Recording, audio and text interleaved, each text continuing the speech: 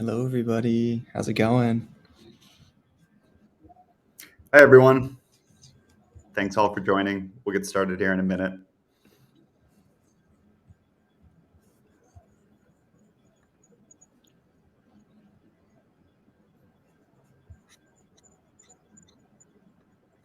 Feel free to use the chat if you'd like. We've got a question in there around everyone's favorite snack. Spencer and I have both contributed our favorite snacks, but would love to see what other people's choices are for some inspiration. Also, I don't know where everyone is coming in from, but it is lunchtime where I'm at. So, Yeah, oh, Brendan put steak. Okay. a steak. Oh, see. That's a serious snack. That takes some preparation. I feel like I'm snacking too much now since the hybrid working. I'm just like constantly roaming around trying to nibble on something. Probably not great.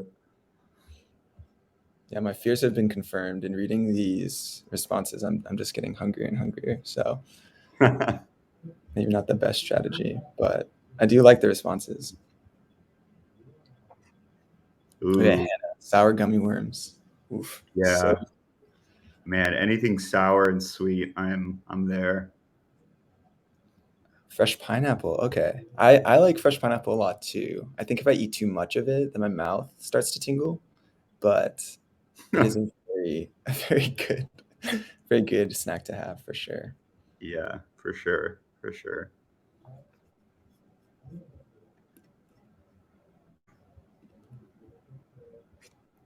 All right, we should get started here soon.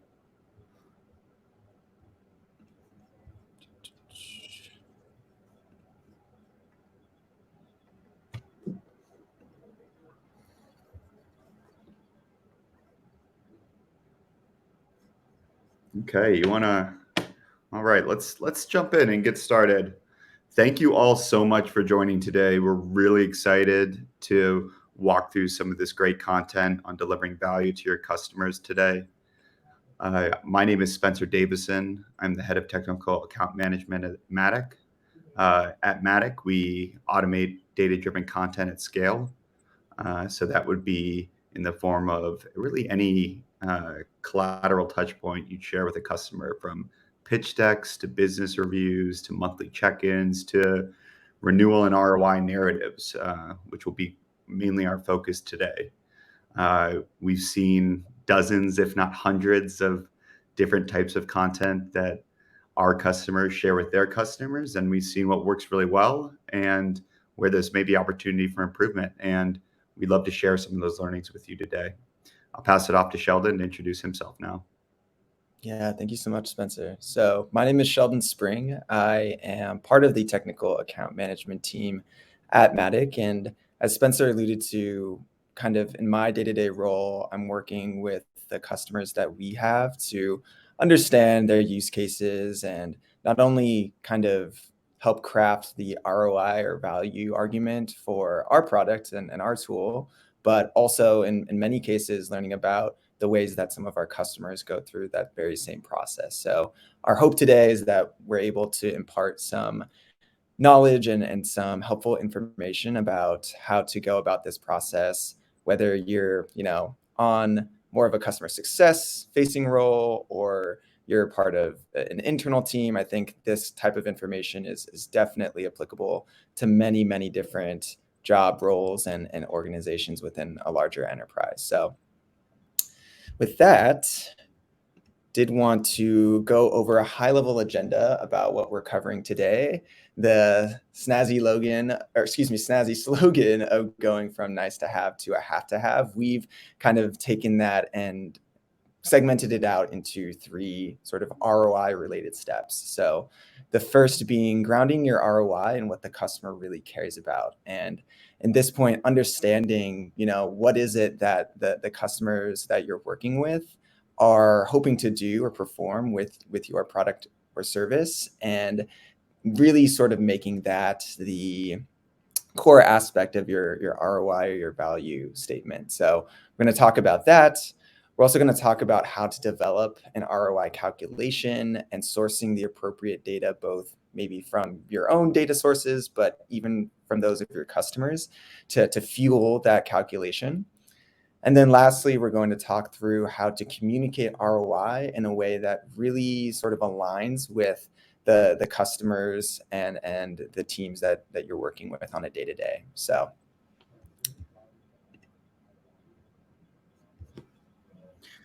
why are we talking about this today? I'm sure many people on this call have heard throughout their careers the importance of demonstrating value for your customers. But in times of economic uncertainty, there's even more emphasis put on the importance on that. And a lot of the old ways of doing things just aren't enough. Uh, the previous benchmarks or the indicators of growth and success with your customers might not be adequate in times of economic uncertainty. And so, if we look at the next slide, what our focus is in today is on data-driven content. Data-driven content is really the nuts and bolts of building your ROI narrative. It grounds the customer, as we'll demonstrate today, in credible evidence of the value that you're providing, and the ability to deliver that at scale is going to help you build trust with your customer, which will be a critical part of building a credible value narrative that you can lead with in critical conversations with your customers. So let's talk about how Matik views the hierarchy of data and really the value of customer data. Kind of the first level is all the meta information we have on the account. Why did they buy the product or service? Who are the primary people that are using it? What are the potential expansion opportunities? This is just the basic meta information that you probably have a lot of in your CRM and other tools. The next stage above that is usage and adoption data. So you've got the foundational information about the account, but now how are they engaging with your product or service? Like, what information do they care about, and how is that being translated into key insights at critical moments? The last piece is the most important piece, and it ties everything together. You have their business drivers, you have their usage and adoption data. Now, what does that mean in terms of ROI? ROI just isn't a dollar value. ROI is how are you helping them achieve their business goals and measuring those goals into desirable business outcomes. And we've seen models or strategies kind of taking that hierarchy of data that Spencer was just talking about and applying it to ROI and value conversations really pay off. So two customers that we at Matik actually work with directly are Handshake and SalesLoft. And in their respective instances, Handshake works to deliver, quarterly business reviews and renewal decks to the teams that they work with. And because of that effort and because of the way that they're crafting those conversations, 50% plus of closed won revenue is influenced by these meetings and these decks that they're generating. Alternatively, SalesLoft, 98% of customers who received a QBR renewed. So really just pointing to the efficiency or the efficacy of having these kinds of resources and sending them out to customers. And actually 86% of those customers, same customers, upgraded in some way, shape, or form with SalesLoft. So really just wanted to sort of provide some background in terms of how actual companies are taking on these sorts of actions and the payoff that's come from these very same, ROI sort of conversations that we've been talking about up until this point. So right now you may be wondering, okay, what is the secret sauce? How do we go to figuring out what ROI really looks like for our company or our product? And what we've done is tried to dilute it down into a simple equation. So we have assumptions plus customer data equals ROI for value goals. And underlying all of that is this really, really core component of trust that needs to be established between you and the customer that you're hoping to engage in this ROI conversation with. So because trust is such a pivotal part of the process, it really contributes to this idea of personalization being key. So anytime that you can deliver a value-oriented conversation or an ROI conversation and really kind of tailor it once again to the needs and the goals of the customer that you're working with, that pays off exponentially in terms of having that information not only be heard but also taken back and really considered, when it comes to realizing the value of the product or service that you're offering. So starting first with trust, because it is so fundamental to this equation, we wanted to segment trust out into 3 respective areas as well. The first being data-driven. So in thinking about this option or this segment, really having multiple points throughout your time with a customer that you're working with, where you are delivering data to them and really kind of having the opportunity to build up a level of competency by sharing, hey, this is, the data that we've seen across your user base for our product, and kind of making sure that they are very much in line with what's going on with maybe adoption or usage.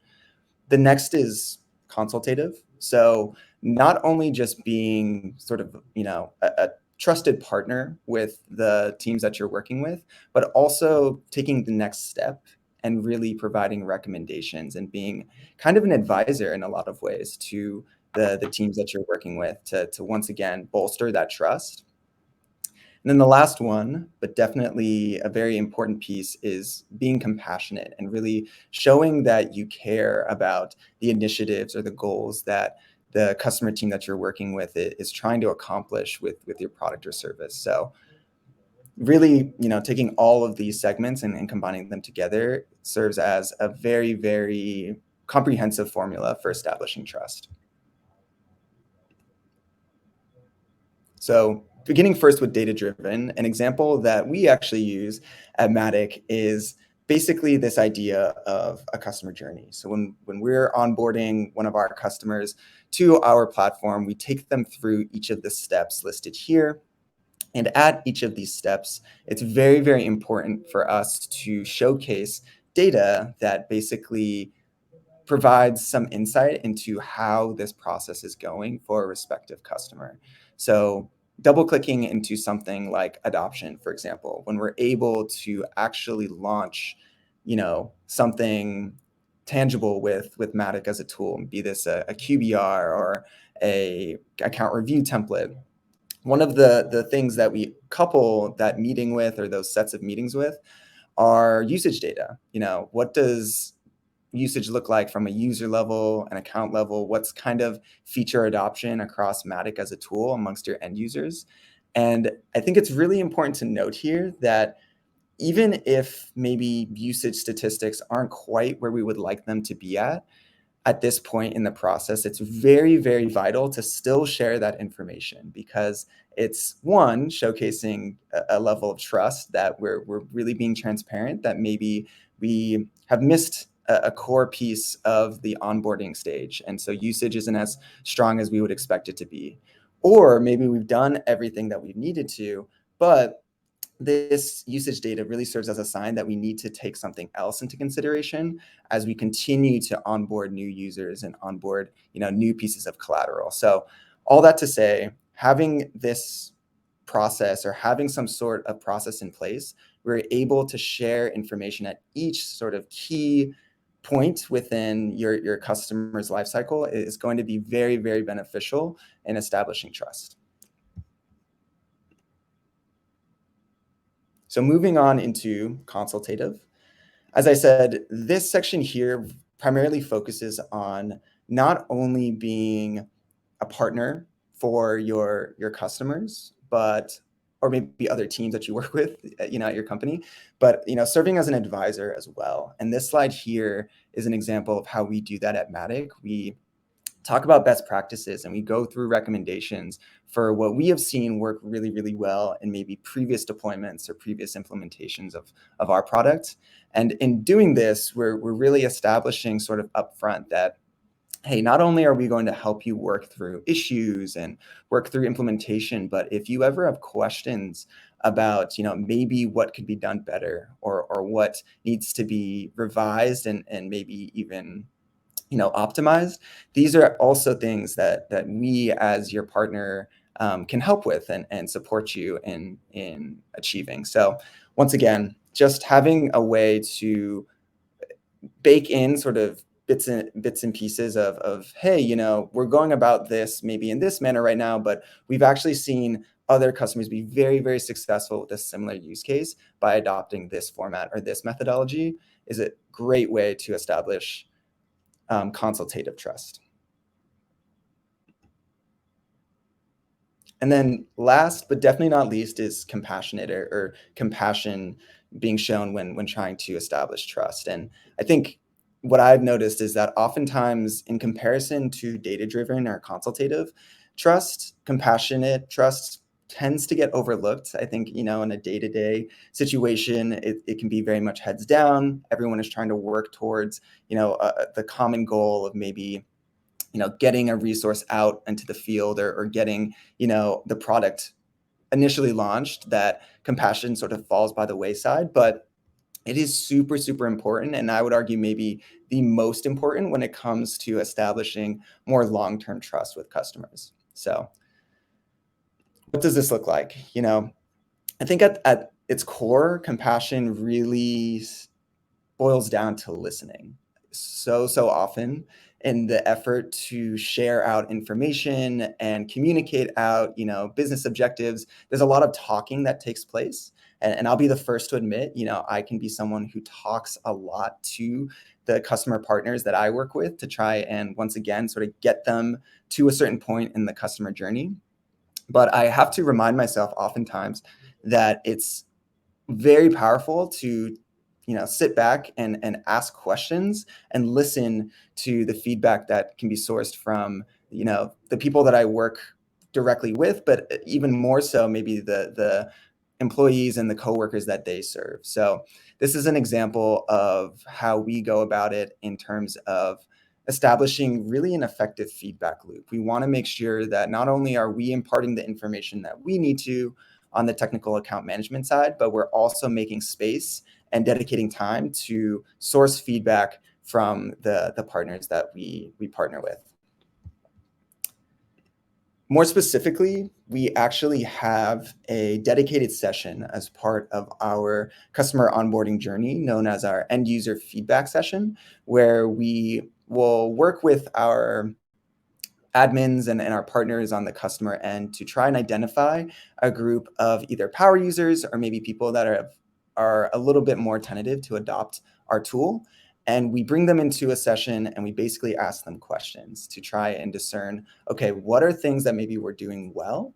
And conversely, what are things that maybe we could be doing better to try and grow usage and grow adoption across the user base. So this is just one example, but I think it can be more formal as it's laid out here, or even a little bit more informal, where you really sort of take the time during meetings or checkpoints with customers to have feedback solicited during those calls as well.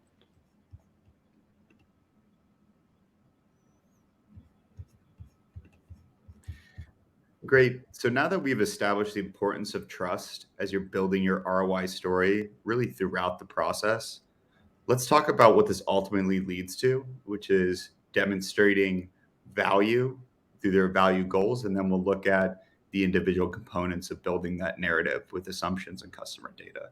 So let's look at how to build value goals. It should really be based on a value map that you build with your customers. So the four components of a really good value map is one, starting with their business goals. To Sheldon's point, to be a compassionate customer success manager, account manager, or consultant with your customers, you need to understand their business goals. And the best way to understand their business goals is to have conversations with them to see what they're trying to achieve in their overall business. And then, if they were to achieve those goals, what are the means, the business objectives in order to meet those goals? So, those are based on customer conversations. If they did meet those goals, what success look like? So what are the success metrics that are actually going to be able to measure how well they're doing in order to hit those achievements? And lastly, how does this tie back to you? So what are the analytic capabilities that your tool or service is providing to help them hit those success metrics? This value map will tie your business and your capabilities directly back to their business and what they desire in success. So let's take a look at the next slide of what an example of this is for. I'm sure many people on this call have used Salesforce or know what Salesforce is. Here's an example of Salesforce's value map, where they are looking at business goals of a customer, what their objectives are, what their capabilities are as a platform to help them achieve that, and then what success looks like when that is enacted in the most optimized way possible. So all value goals should be personalized. Now, we'll talk a little bit later about the constant tug of war between scale and personalization, but as much as you can personalize these value goals in order for the customer to feel like you are listening and hearing what they want to achieve and not just telling them the narrative that is preset. All value goals should really be a collaboration with the champion, the program manager at the organization you are working with. Yeah. On that note, Spencer's really walked through sort of what ROI can look like, the means of reaching, kind of an ROI metric or set of metrics to communicate. But the two inputs that we have listed to get to that point and kind of source the necessary ingredients, I guess I'll say, for ROI are assumptions and customer data. And so starting with assumptions, I think there are always going to be assumptions that you will have in trying to begin crafting out this ROI or this value narrative. And so I think what's important to note, right, is that any assumption that you're bringing to the table should be one that, is sort of driven or founded by your own experiences, right? Maybe working with a customer, working with other customers. So having that information ready is going to be super, super important for when you meet with, a customer champion or a customer advocate to begin laying out these assumptions and begin sort of building out this value or ROI argument. And I think another really, really key aspect here is that this should be a partnership with you and your customer champion, right, or your admin. Any sort of objections that customer admin / champion / advocate has about the assumptions that you're bringing to the table, don't view those as kind of an adversarial exchange. I think if anything, these should serve as a means of more definitively aligning on what the assumption should look like. So for example, right, let's say I'm going into a conversation where I'm making assumptions about maybe a time savings metric that we are using to calculate, ROI for a customer. And I bring that assumption to a conversation with the admin that I work really closely with as my customer champion. And they say, well, actually, that metric, that time savings, it's not really accounting for members of X department at our company who take actually a little bit more time to take on an action that my product is helping with. And so I say, okay, awesome. So we use that information to better fall on a number or fall on a metric that makes sense. And ultimately, that entire exchange is an active collaboration where, I have the trust, I have the relationship with the customer champion to undergo this type of conversation, this kind of back and forth, and really make the ROI argument a lot more comprehensive and a lot more, sort of grounded in feedback directly from the team that I'm going to end up communicating it to at large. Additionally, no ROI would be complete, or no ROI conversation would be complete without some customer data. We need some data in order to ground the ROI metrics or the ROI statistics that we're communicating. And so data can come from one of two places. Can either come internally, so the data that you and your company house. This could be quantitative in nature, like individual user results, adoption metrics or numbers. And it can also be qualitative. So I talked earlier about how at Matik we hold those end user feedback sessions as a definitive session within our customer onboarding. And so the responses and the quotes that we receive from those end user feedback sessions are used as qualitative data when we go and communicate ROI during business reviews with our customers. So all of that is housed in the your data classification. And then for their data, it's very, very imperative that in any scenario where we're able to also tap into the data that your customers or our customers are working with or have access to, that is super beneficial to bolstering our ROI conversation. So some examples of this are business outcomes that the company may have, right? Things that we can directly tie the value or the impact of our product to when we're going into ROI conversations. Benchmarking can also be really, really helpful. And this can be two-pronged. It can be benchmarking maybe from the company-wide level, so maybe how they're performing against some of their peers in the same industry. Or what we've also seen and is really, really cool is maybe they have sort of benchmarking data for their own users, right? So maybe there are certain users that have adopted the tool or the product or service that your company offers, and they are actually performing very, very well against their peers. So you can point to that and directly say, hey, our product is really driving the success of individual contributors at your instance or in your enterprise, right? And then lastly, our time series events. So maybe there are certain goals or certain time-based accomplishments that the company is trying to reach, and your product or service actually help them achieve that maybe within the time frame or even ahead of schedule, which is obviously a very, very valuable data point.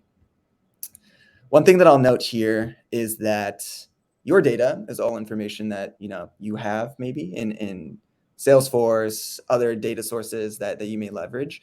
But in order to gain access to your customers' data, that really, once again, boils down to trust. Do they have trust in you as a partner to really take this information and leverage it in a way that is mutually beneficial, right? I think in a lot of instances, it's important to communicate the value of your product, but in the same vein, it can be very, very important to showcase the data and showcase the value of the partnership. I think especially at Matik, some of the strongest customer partners that we have, it's I shouldn't say entirely, it is greatly due to the work that our customer partners are doing as well. So, basically the trust needs to exist in order for them to share their data, but the trust also to take that data and make it a compelling narrative for everyone, all of the stakeholders in the conversation is really, really important as well.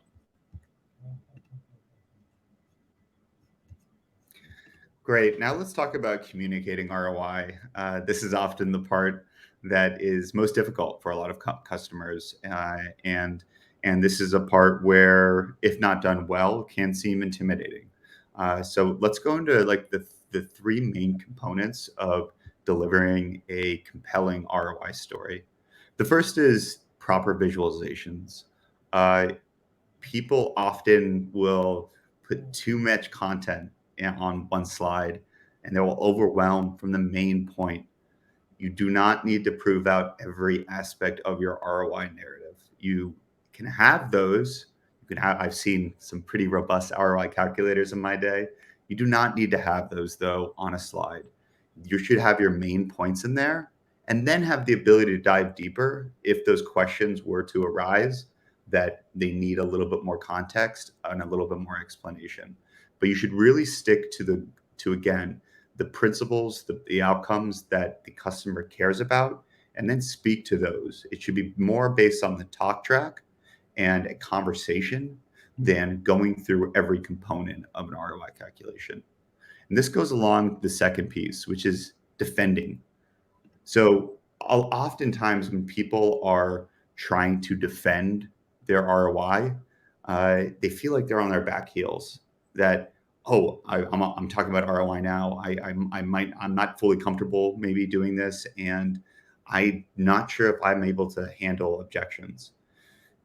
Ideally, before you ever get into an ROI conversation with an economic buyer, you have a program manager champion, you have an end user champion, and you could go into those conversations with a mix of their assumptions, mix of the data that you have on your business, and build this story in collaboration with them that is really completely defendable, and you won't even feel like you're defending it. You'll feel like it's a continuation of a conversation that is totally addressed with the customer. The last piece is reinforcing. Reinforcing is really key here. So when we talk about reinforcement, we're talking about how are the components which build up to that value story being reinforced with end user stories, data, the trust that you built throughout them.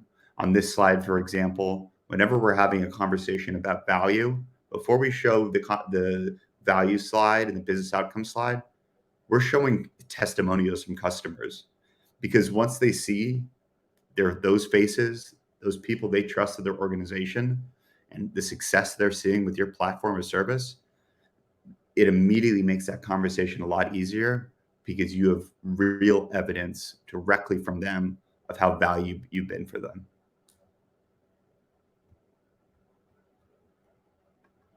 And the last piece that we'll talk about is what I mentioned earlier. There's a constant tug of war between scale and personalization. How much, especially for enablement, if you are trying to scale an ROI narrative, but you're also trying to personalize it, can often seem like those are at opposite ends of the spectrum. They don't necessarily have to be. It can take up a lot of time or resources, but especially with what we've seen our customers do, where they are personalizing data-driven content at scale, and they're tailoring it to the exact audiences. That's exactly what we are doing here at Matik, and it's something that we ourselves use at Matik. Is what are the ways that we can scale this content, but also what are the ways we can personalize it, and that really is key. Finding that balance will lead to really successful outcomes for your business.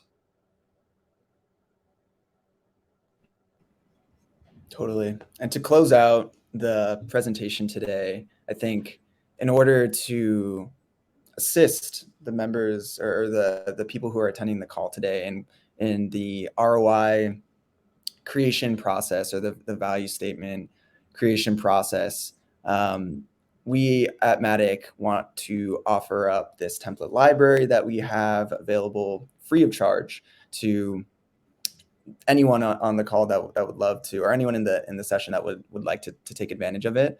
And regardless of where you stand, in that value creation process, whether it's something that you and your team are sort of initially taking on and need some pointers or need, kind of a jumping off point, or if it's something that you feel very strongly about and serves as kind of a core tenet of your department's strategy, I think these templates can serve even as inspiration in that regard to see, maybe what other ways to visualize information or other ways to communicate value and impact. So yeah, I wanted to give this as a sort of closing note. And once again, wanted to thank everybody for joining this session today and listening to Spencer and I discuss sort of our strategies at Matik and how we go about these conversations. So with that, wanted to open up the floor to questions if there are any. Yeah, absolutely. So hi guys, my name is Gina. I'm the Partner Success Manager here at RevGenius. I'm the one that's been monitoring the chats here on AirMeet and our LinkedIn partners. So we do have a couple of questions from the audience, guys. I'm going to go in order. Our first question is from Rick, who joined us via LinkedIn. He has a question for the group. He said, how do you go about ROI when certain data points are hard to measure or might be out of the account rep's control? I imagine it is getting buy-in to share those key data points. For example,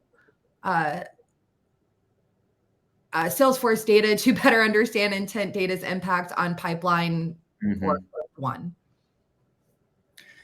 Yeah, I'm happy to take this one, and feel free to add any more context, Sheldon.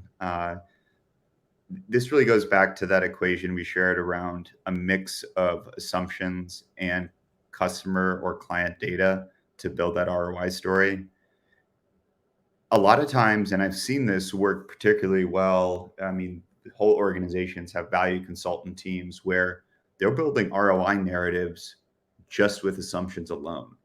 Data is fantastic to have because it's credible evidence of your story, but you can build assumptions into your narrative and get buy-in from your customers based on those assumptions.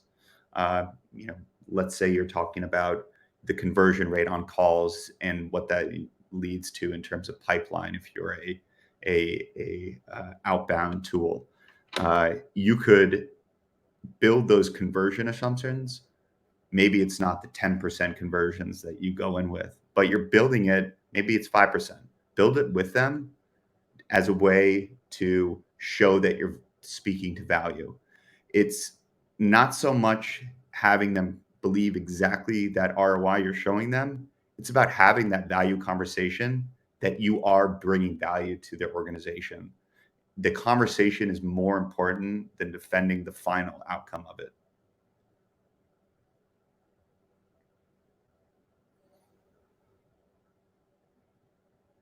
Sheldon, anything else you'd like to add? Yeah, not too much more. I would say, yeah, it can be a tricky process, definitely, to kind of parse through the data and really sort of determine what can be used to maybe bolster or validate an assumption that's being made. But I think this also kind of comes down to, and Spencer talked about this definitely, but just kind of having conversations with your champions, your customer champions, and really understanding like, hey, maybe there's this data point that we have on our side that we're thinking of leveraging to formulate an assumption, or maybe they shared a piece of data, and confirming whether or not that data kind of ties into the narrative and ties into the value statement that they're trying to drive on their end, right? Maybe they have a certain goal where that metric, even though it's maybe not quite as solid as other pieces of data, would be really, really profound to include from a narrative perspective. So yeah, I think in those instances, it really does kind of come down to speaking with the customer contact and determining if it's the right move to move forward with a data point, or if it would be better to leverage maybe something else that's a bit easier to defend in the value conversation that you have with stakeholders. To give, and not to get too sidetracked, to give one tangible example is, we work with customers and they use our assets and different key points of the customer lifecycle. And so we know when they're using them, what accounts they're using them for, but that's only half the equation. We also want to know, okay, what happens when we do touch those accounts? What sort of outcomes are we seeing? But by identifying a program manager champion on their end, we're able to pair their data with our data, and then suddenly we're able to see the actual business outcomes from using certain assets from our platform.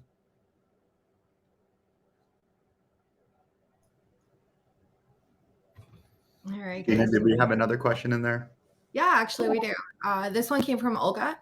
She had commented, super valuable. I like how you choose to talk about trust. indeed highly underestimated.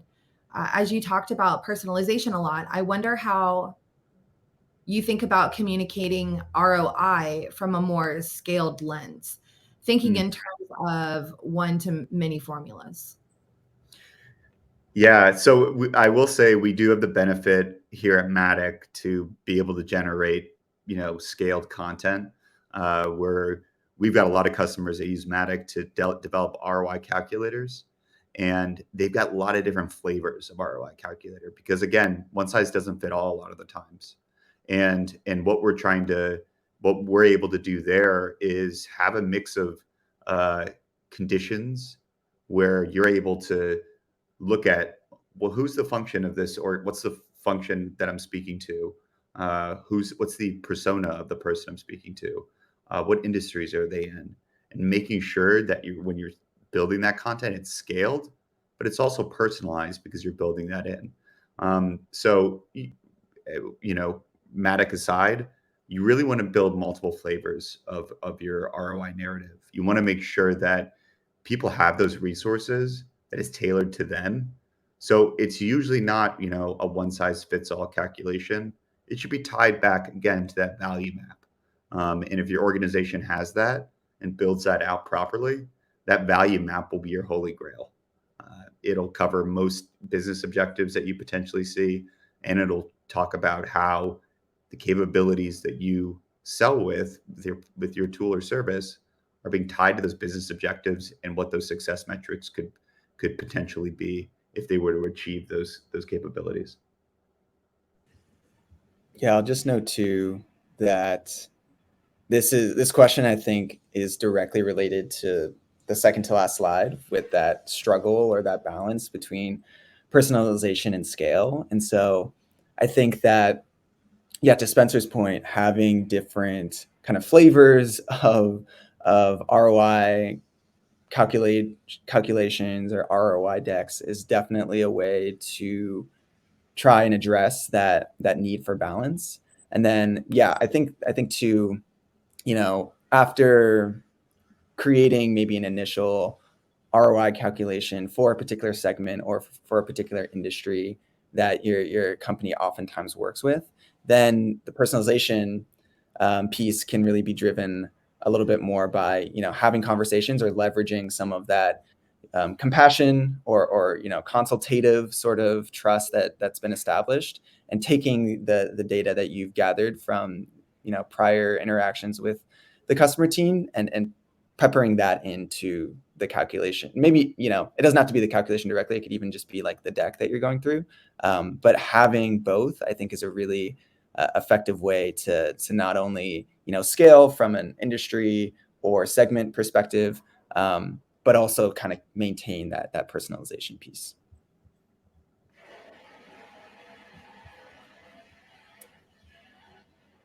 Great.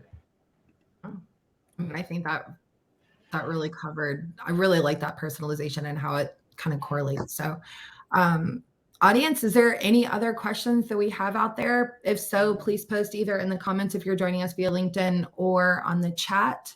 We'll give it a couple of seconds, see if anybody else pops through, but definitely want to thank Sheldon and Spencer for taking time out of their afternoon to go over, how to survive the cut. So we're super excited to have you guys here. Thank you so much for joining us.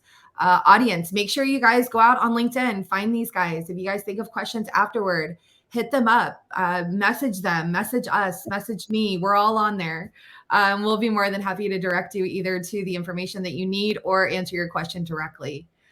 So with that, we're going to go ahead and conclude our afternoon webinar. Thank you guys so much for joining us again, Spencer, Sheldon, and all of our audience members for taking time out of their busy days to join us. Make sure you like and follow all of us on LinkedIn, and hope you all have a great afternoon. Thanks all. Bye. Thanks, everyone. Bye.